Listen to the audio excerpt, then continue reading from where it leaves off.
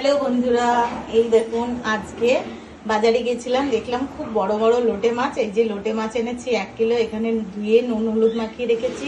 আর তার জন্য নিয়েছি এখানে 3টে পেঁয়াজ কুচিয়ে নিয়েছি, এখানে একটা টমেটো, আর এখানে 3-4টে কাঁচা লঙ্কা রেখেছি।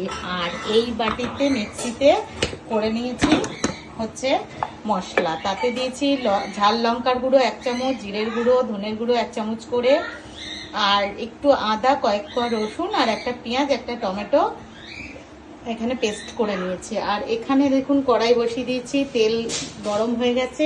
এইবার এর মধ্যে ছাড়বো হচ্ছে পেঁয়াজটা দিয়ে দেবো। পেঁয়াজটা একটু ভাজা ভাজা হলে তারপরে মশলাটা দেবো।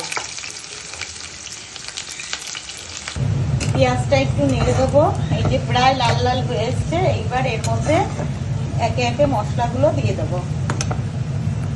দিয়ে দিচ্ছি টমেটো কুচি, দিয়ে দিলাম টমেটো কুচি। এবার দিয়ে দেবো এই বাটা মশলাটা, পুরো মিক্সি থেকে বাটা মশলাটা দিয়ে দিলাম। দিয়ে এইবার কিছুক্ষণ অনেকক্ষণ ধরে নাড়াচাড়া করবো।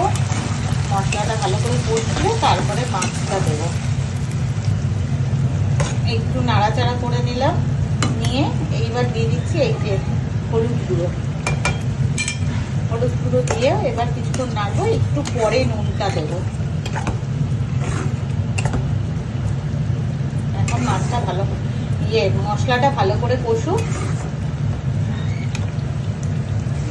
এবার দিয়ে দেবো নুন স্বাদ মতন। নুন দিয়ে আবারও নাড়াচাড়া করে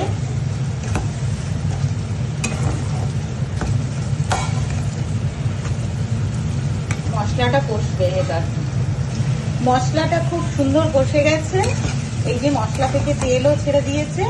এইবার মাছগুলো, এই যে নুন হলুদ মাখানো মাছগুলো, জলগুলো চিপে চিপে মাছগুলো দিয়ে দেবো।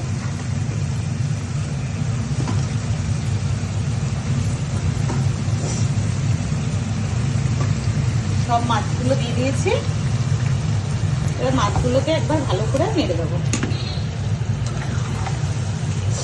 ঢাকা দেবো না, কারণ এই লোটে মাছে প্রচুর জল বেরোয়। মশলাগুলো দিয়ে ভালো করে মাছের মধ্যে মাখিয়ে দিলাম। নিয়ে এইবার একদম কিছুক্ষণ পরে আবার একটু নেড়ে দিলাম।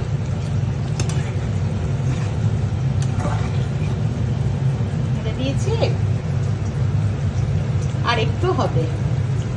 হয়ে গেছে আমাদের লোটে মাছ। এখন দিয়ে দেবো এই যে কাঁচা লঙ্কাটা আর কিছুটা ধনেপাতা কুচি। ধনেপাতা অল্পই ছিল।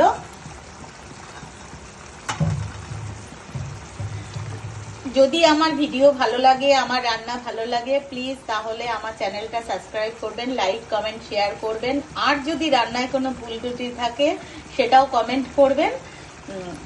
প্লিজ প্লিজ প্লিজ আমার চ্যানেলটা সাবস্ক্রাইব করে দেবেন। টাটা বন্ধুরা।